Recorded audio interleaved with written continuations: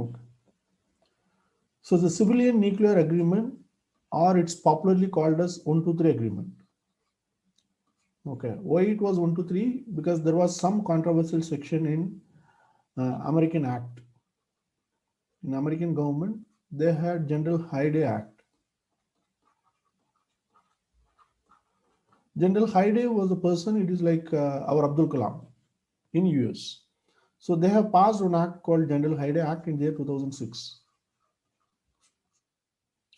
As per this act, section 123 demands if US want to have any trade with, the nuclear trade with any other foreign country, if the US want to have a trade with any other foreign country on a nuclear field, they need to fulfill this particular section. What this section says, all nuclear reactors in that particular country should be inspected by IAEA,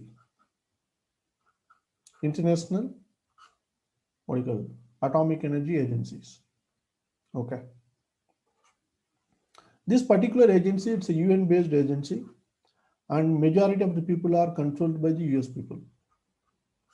Even though it's international agencies, they are totally controlled by US based on funding and officials and other stuff. Whereas in India, within India, we had a different kind of platform that we have already discussed. Okay, so if you see that pressurized heavy water,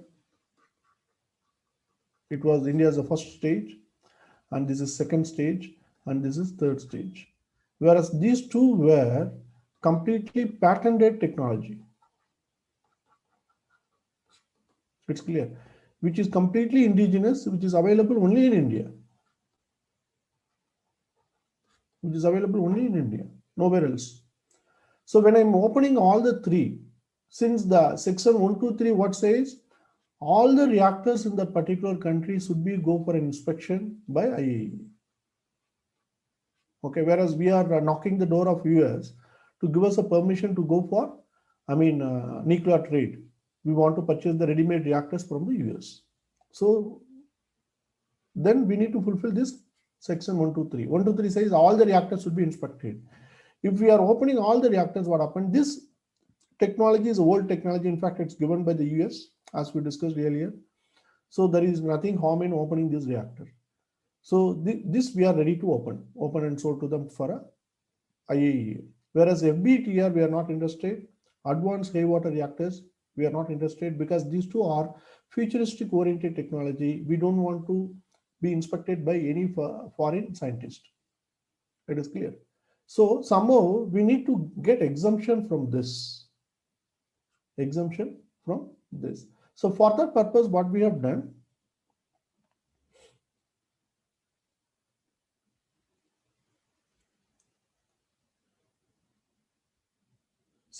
for that purpose, what we have done, we divided our reactors into two type of reactors were divided.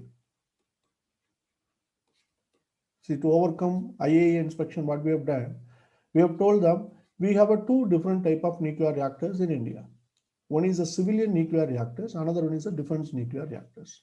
Civilian nuclear reactors, nothing but pressurized heavy water reactor, that is the first stage. Defense nuclear reactors, we have a two type, that is fast breeder test reactor, advanced heavy water reactor. Okay. Now, since the agreement says the civilian nuclear agreement, you got the point. It is 123 agreement or civilian nuclear agreement for producing energy for the civilian purpose. In that case, we are ready to open only this particular reactor for IAEA inspection. You got the point? So within the agreement, what we started showing it, we have two different kind of reactors. One is civilian and defense. We will open only civilian for the inspection. Civilian for the inspection. This is the document what we submitted to them. Okay. And they need to agree for that. They need to agree for that. So for that, they need to go for an amendment in their particular act. In the General Hyde Act, the US government, US Congress should go for the amendment. In their parliament, they should do. So what is the amendment? If all nuclear reactors should be inspected by IAEA as per the section 123, and they need to add two words, just two words, except India. except India under section 123 at the end. So now when you read this particular statement, it will come like this. If the US want to have a nuclear trade with any other country, all the nuclear reactors should be inspected by IAEA except India. Okay, why except India? Because they have a two different kind of reactors. One is civilian nuclear reactors, another one is a defense nuclear reactors. Only civilian will be exposed, as the agreement says it is nothing but civilian nuclear agreement. The name of the agreement is nothing but civilian nuclear agreement. Am I clear? So this point you need to highlight. Suppose when you are writing the examination, how we overcome this 1 to 3 section. That is why this is popularly considered as a 1 to 3 agreement. Okay. Just for adding these two words, we were made to wait almost for 6 to 8 years, because the words were need to be added in US Parliament. It's not an easy job, but it was done. It was done perfectly. Almost by 2008 it was completed, and 2010 they're supposed to deliver the nuclear reactors. That was the status. Am I clear? So this is about the brief introduction. So under this agreement, what we are going to do, India are going to invest around 20 lakh crores. Just imagine it, amount is not small amount, it is a 20 lakh crores, and over a period of 40 years. And it's completely on the nuclear deal, no other business, only on the nuclear, ready-made reactors. Out of this, minimum guaranteed that 25% of business will be with US. 25% of business will be with US. That is assured. That means approximately around 5 lakh crore business will be with the US. It's a huge business. It's a huge business, and the US is accepted. That is why they're ready to go for it. And this agreement will go for a 40 years period, because normally the life cycle of each reactor, it goes for around 30 years. So they made it around 40 years. It's valid. Agreement is valid. And both the countries, they can walk away from the agreement by giving 6-month prior notice. Okay. And the US should deliver ready-made reactors with lifetime fuel. So one reactor is valid for 30 years. After 30 years, it is not good to operate. It is not advisable to operate. It need to be decommissioned. That means dismantled. So for the 30 years, I'll give you the fuel. Okay, you got the point. So suppose, say for example, you are purchasing a diesel vehicle. Nowadays the concept is any car or a vehicle, petrol vehicle 10 years, diesel vehicle 15 years you can run. Okay, beyond 15 years if you are running it, you are polluting the environment. You have to dismantle it. Okay, so these rules and all, it's yet to be established in India, but in coming days it will be done. So after few years, you have to dismantle that particular goods. So based on that, 30 years lifespan is there. Agreement is valid for 40 years, and the entire 30 years the US will provide the fuel. So our basic purpose of producing energy by uranium and the quicker energy, that means the ready-made reactors, they will construct and give it to us. Only installation period, it takes just 2 years. 2 years of installation is enough, and the fuel headache is not there, so that I can able to produce the energy. And each reactor can produce 2000 megawatt. Each reactor can produce 2000 megawatt. You got the point? This is the deal. This is the deal. And along with that, US should convince NSG members to go for a further high-tech trade on nuclear as well as from other field. So USA is a prominent member in NSG. NSG is nothing but nuclear supplier group. Okay, so they are all highly dominant in terms of nuclear related technology, and it consists of around 45 nations, including US and China and other countries. And they meet once in a year in the month of November, December. Probably in coming next month, you may start getting the news about NSG. Okay, November, December. And these countries, what is the peculiar feature is they are working based on the consensus.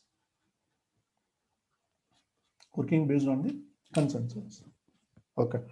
So now I'll come to this energy later. So let me finish these terms of things. So 40 years term, 6-month period notice can be given, and what do you call lifetime fuel, ready-made reactors 2 years, and they'll deliver pressurized heavy water reactor type. Okay, that is the technology what they will use it in the ready-made, the basic one. But they can produce 2000 megawatt. It is clear. Plus, they put one more condition: India should not go for any more nuclear test. This condition was added, and India agreed because we have already made enough nuclear tests in the year 1974, 1998, and we have got a huge amount of data to produce computer-based tests also. But no country will announce openly that we can able to do computer-based test. Keep it in mind. But India certainly it's possible to do it, because I have read an article in the Hindu newspaper which was discussed by a scientist who worked in this particular group. He had given the interview in the Hindu. He told that no country will possibly accept and openly announce it, but we have enough data to produce and to go for a computer-based test. So there is no point in losing this deal just for this particular point. So we simply agreed it to go for, we will not go for a test. So if you see after 1998, we are not talking anything about the nuclear test. This might have done by the government of India through different model. Okay, like how US, China, and France and other countries are doing it. So they won't do it openly because they have a methodology to go for it. So in terms of computer as well as software, India is a leading number one across the world. So there is no doubt about it. We have, whether do we have this technology or not? Certainly we have. Okay, but for some political reason or diplomatic reason, no country, including US, so far never announced that they have a computerized simulation technology to test nuclear weapon. Am I clear? So these things you need to understand. Based on this background, Government of India accepted that we will not go for any more tests. In fact, because of accepting that particular statement, there was a lot of opposition in domestic India, as if we have lost our sovereignty, as we have started listening to the US and other this and that. But it is nothing doing in the back end. Government knows, or the defense secretary knows, or the people, those who are involved in this agreement, they know that it is nothing harm in that accepting the deal by giving the statement. It is clear. So somehow the deal was signed in the year 2008, immediately after the US Congress went for an amendment. So the deal was successfully signed. Am I clear? But even today, there was no reactor reached India. Okay, why? Even almost by 2010, almost all the formalities are done. Now it is 2020. Almost 10 years are over. Not even a single reactor had reached India. So what is the reason? That we will see now. After 2010, when the agreement was signed completely, everything was done. They need to complete one process that is called nuclear liability bill. What does it mean? Suppose we are getting a nuclear ready-made reactor. If something happened to the reactor, if the reactor has got damaged, or if there is a leakage, and who will take care of the penalty? Okay, so the nuclear reactor producing company, that company should pay the penalty to the government of India. So in the basic bill of nuclear liability bill, actually it was passed in 2011, if I'm not wrong. In that, they just mentioned 100 crore will be the penalty for any leakage. If it happened in the reactor, that particular company will pay to India. This was the original bill amount. It was mentioned in the original bill, nuclear liability bill. Keep it in your mind. But fortunately or unfortunately, in the same year, in 2011, when this bill was under discussion in the parliament, during that period, Bhopal High Court has given the famous judgment on another major tragedy, which is again based on US-based company in India. That was Bhopal gas tragedy. Which year it happened? Anybody can say? Bhopal gas tragedy. It was involved by the Union Carbide company from US. It's a chemical company. It happened in 1984. 1984. After 26 years, they are given the judgment by 2010. 2010. Okay, after 26 years of what do you call judicial process. So what was the punishment was given after 26 years to the person? Anyone can recollect if you have come across this particular thing. So in this tragedy, what happened, I'll tell you. It is a US based company. It's a chemical company, Union Carbide, and they are making a harmful poisonous gas. The gas name is methyl isocyanate. This question was asked in your exam, so you need to note down this name, methyl isocyanate gas. And there was a 3 different incident of gas leakage in the plant on the same day. It killed almost 2000 plus people. 2 lakh people got injured.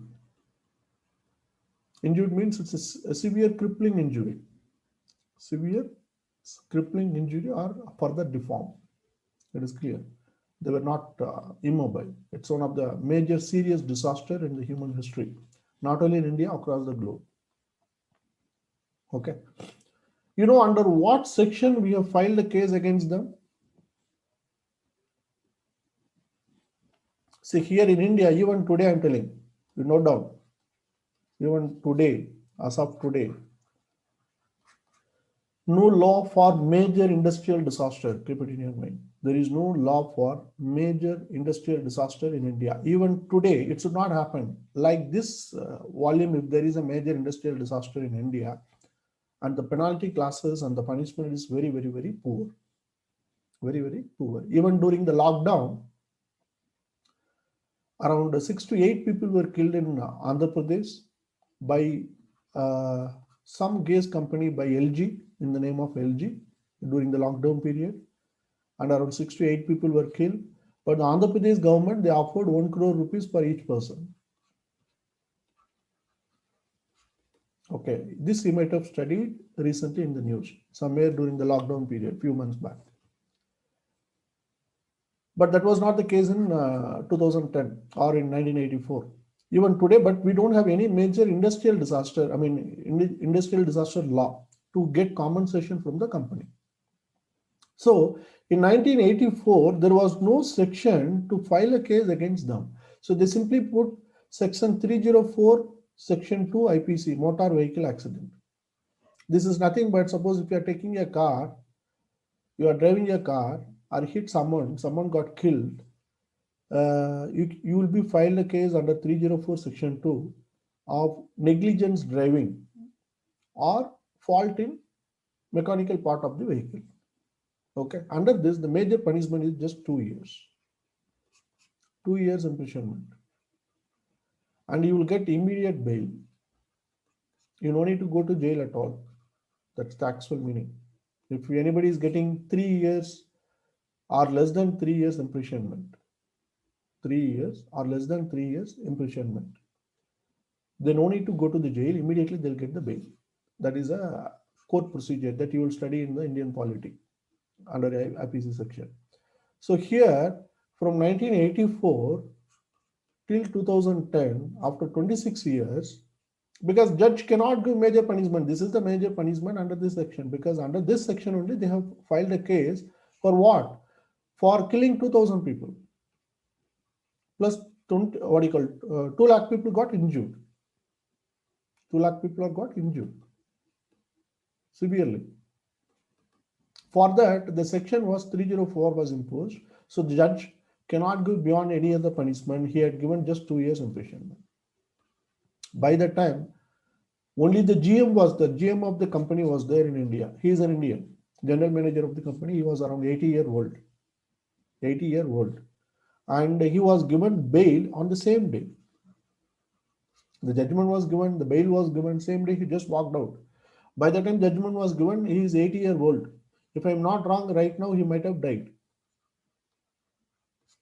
Right now he might have died. That means, technically speaking, no punishment is given for a single person for a major disaster in a human history where it could kill 2,000 people and more than 2 lakh people got injured because this is India.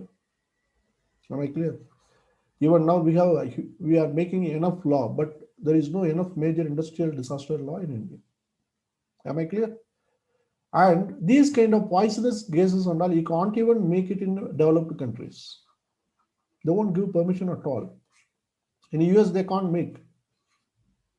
If they are making it, they need to follow huge, what do you call, the number of complaints they need to do. It's very, very costly for them. So all these countries, what they will do, the harmful poisonous gas or a chemical, anything it is, and they will make them, what do you call, produce.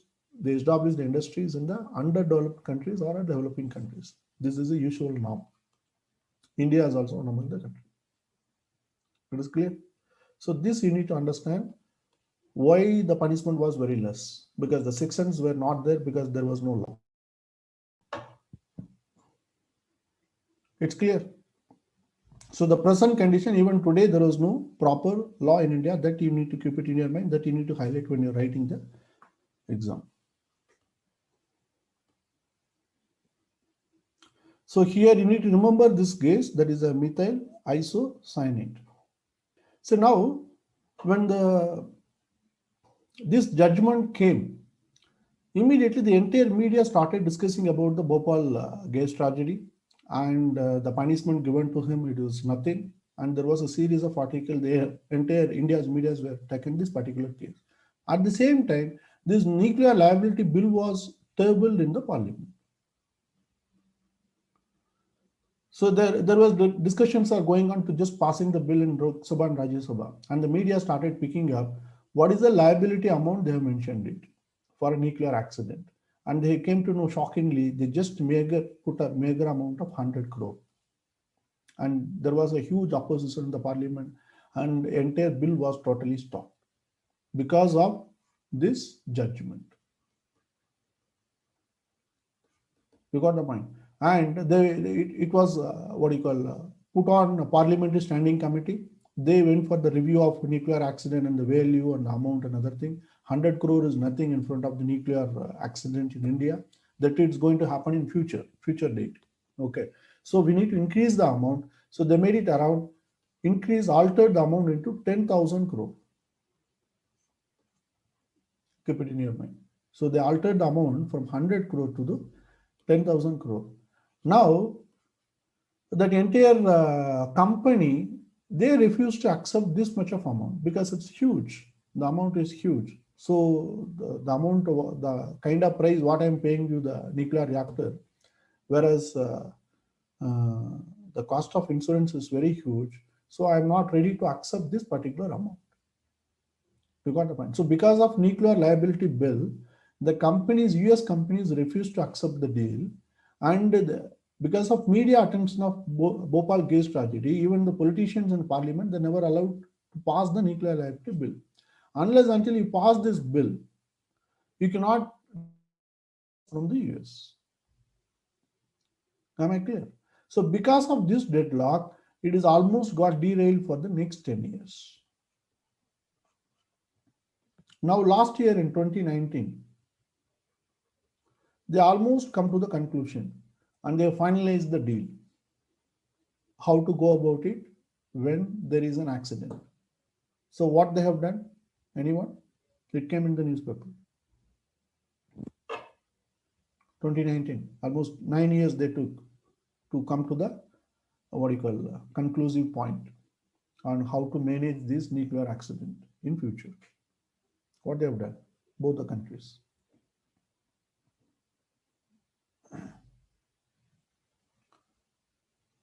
Meanwhile, during this 10-year period, India has completed separate nuclear deal with Japan and Russia, France. Okay, all these countries are just waiting for this bill need to be passed. Whatever the deal you are finalizing with US, we are ready to accept it.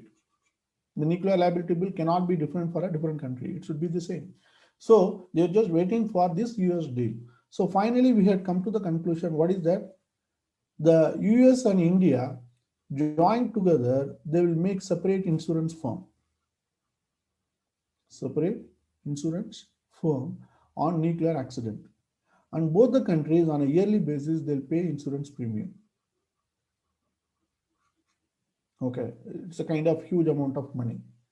And if at all, if anything happened, the particular insurance company will pay the penalty to the particular country.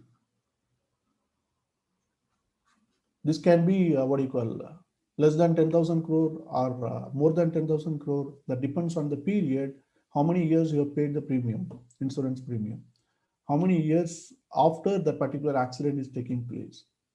So according to the time period and other things, according to the value of Indians and the earning potential of the Indians, how much amount of damage it's caused, all those things will be analyzed by the insurance company.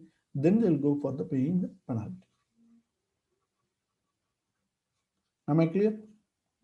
Those terms and conditions are not released so far, but this is the brief outline. It has come in the newspaper, but to an extent, and it is almost the deal is in the closing stage.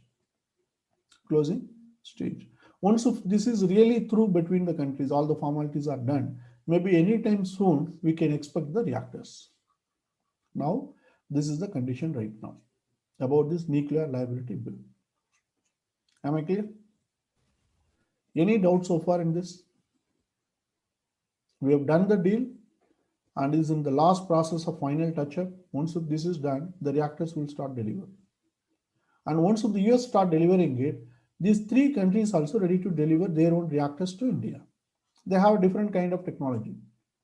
They will make around 1000 megawatt, 1500 or 2000 megawatt. And these countries have identified the location also in India. Say for example, in Maharashtra, they identified one particular place. It's a new place that is called Jagdishpur. Okay, so there the government of India are going to build the new nuclear reactors. That reactors will be from France. So the deal is already signed. The place is located. Only thing, this nuclear liability bill need to throw. Once this is through, the reactors will start flying from France to India.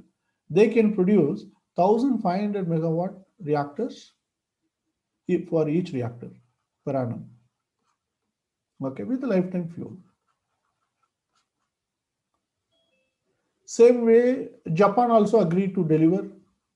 Russia is already building a reactors through a different method, that is at Kudangulam. Kudangulam, where is it? It is a place called Kudangulam. They are already building a 4 reactors. Already it's functioning 4 reactors, another 4 more under build, under construction. Where is it, Kudangulam? Anyone? Tamil Nadu. It is in Tamil Nadu. Tamil Nadu. It is in Tamil Nadu, nearby Kanyakumari. Okay, southernmost tip of India on the coastline. Okay. This is based on the earlier agreement before all these things, which was done earlier agreement between India and Russia. By showing that particular agreement, the Russia is ready to help India without coming into the clutches of NSG. It's clear?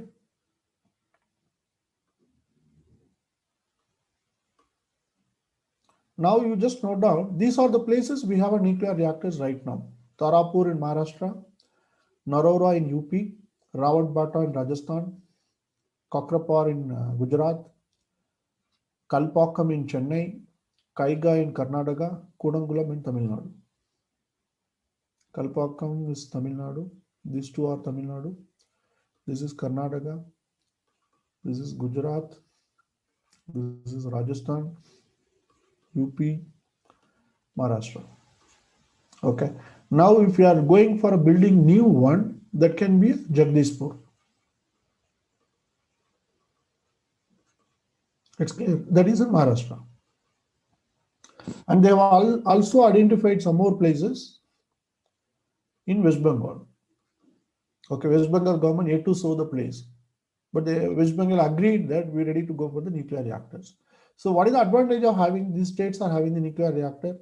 We have a unity and diversity process. Whatever the amount of energy you are producing it, since it is a central government project. Suppose say for example in Kudangulam alone, they are making 8,000 megawatt. As of now 4,000 is produced.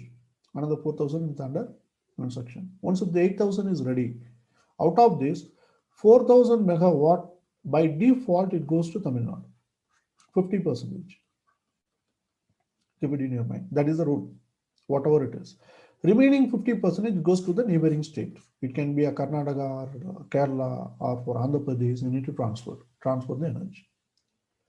That is the rule. So as much as possible, these state governments are, if they have more and more reactors, if they have more and more locations with the production capacity, they will end up getting 50% of energy, so that you can make very easily that particular state industrialized. Okay. Tamil Nadu is the leading industrialized state. The primary reason is they are producing two places, they are producing the energy. Almost around, what you call, as of now, around 5,000 plus megawatt, it comes from Tamil Nadu alone. 5,000 plus megawatt, it comes from Tamil Nadu alone. Overall, we have around 7,000 megawatt, we are producing it. Tamil Nadu, in terms of electricity production, it's the leading. It's already, what you call, self-sustainable state in India. Their annual demand is around 17,000 megawatt that they are making it. They themselves, they are making it. Okay, but the further demand is there. It is clear. So the nuclear reactors, these are the 7 nuclear plants where it is located. And in each places, we have multiple reactors. Multiple reactors. The total number of reactors in India is 22. Total number of reactors in India is 22. It's clear. As of now, the type of reactors are pressurized heavy water reactor and fast breeder test reactor and advanced heavy water reactor. All the 3 types we have, and the total reactors are 22. Okay. Suppose if you are getting the new reactors, again in the same place we are going to keep it. Again in the same places we are going to add those new reactors, plus wherever we can able to build the new places, we can able to build. So this is the plan.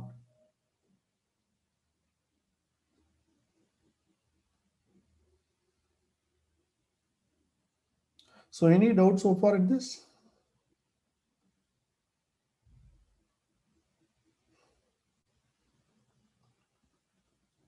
Now we'll come back to energy. Roadblock to India. There are 3 things: NPT, CTBT, and energy. These 3 were considered as a roadblock. CTBT I have already explained. Comprehensive Test Ban Treaty. India refused to sign for a particular reason. And even today we are not signing. There is another treaty is called NPT, that means Nuclear Non-Proliferation Treaty. Proliferation means what? Anybody? To give out, to spread. Proliferation means what? To give out, to spread. Don't.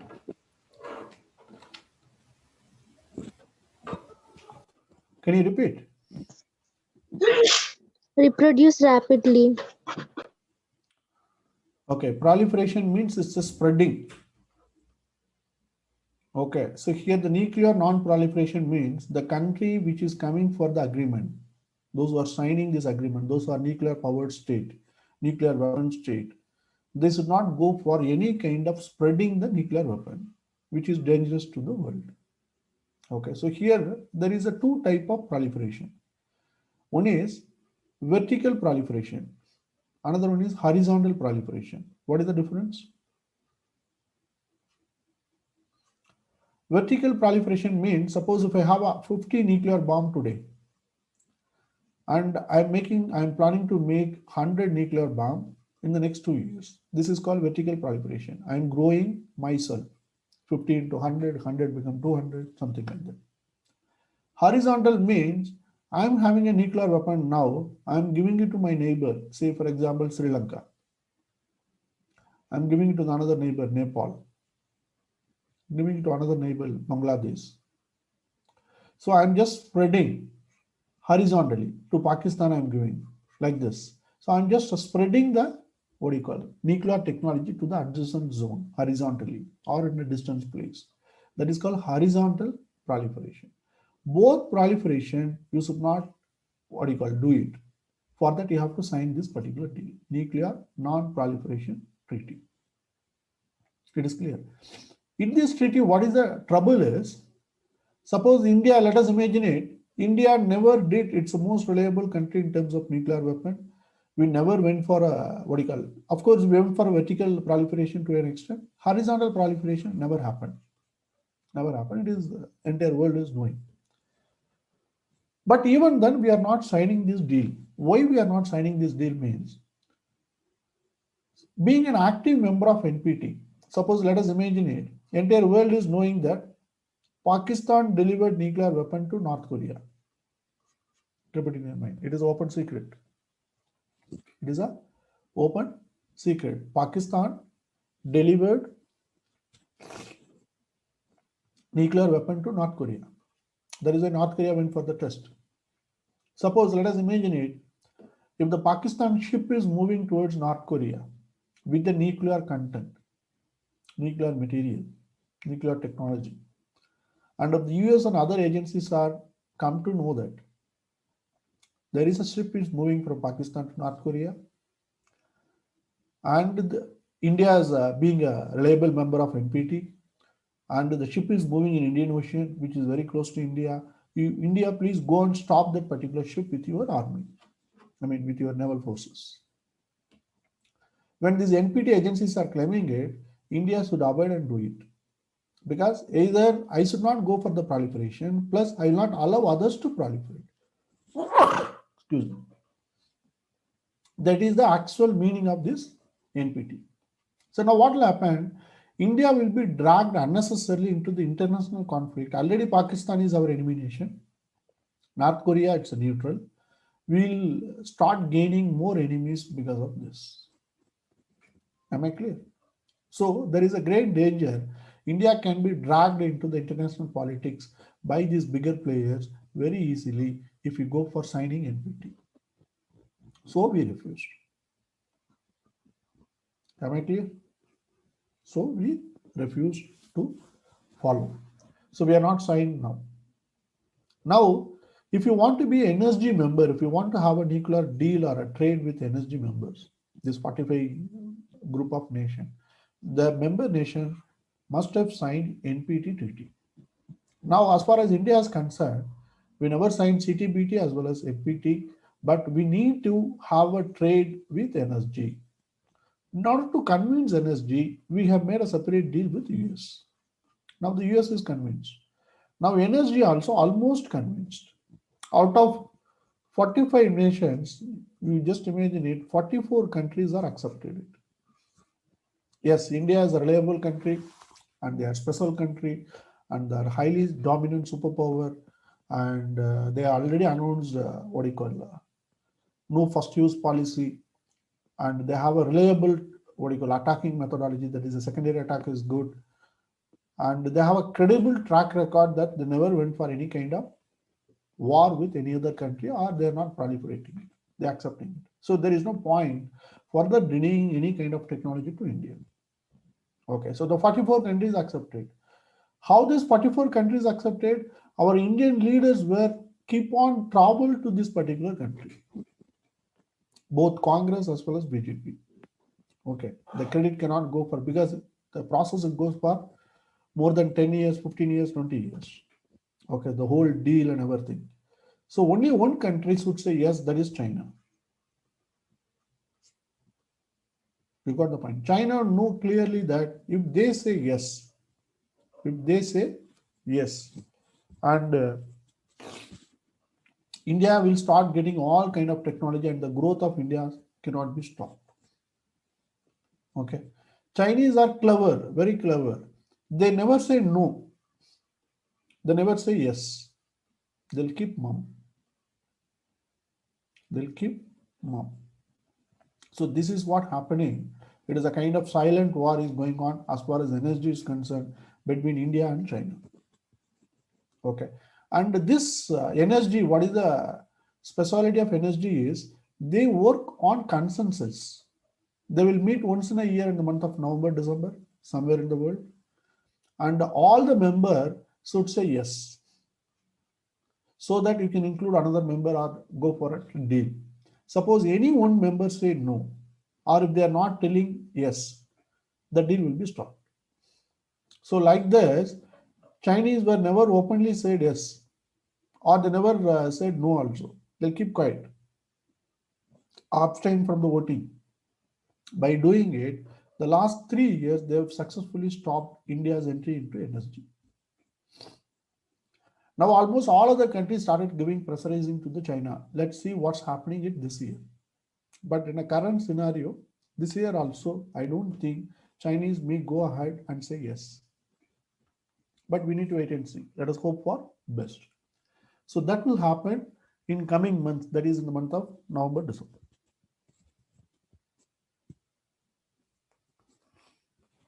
It's clear? Any doubts so far in this?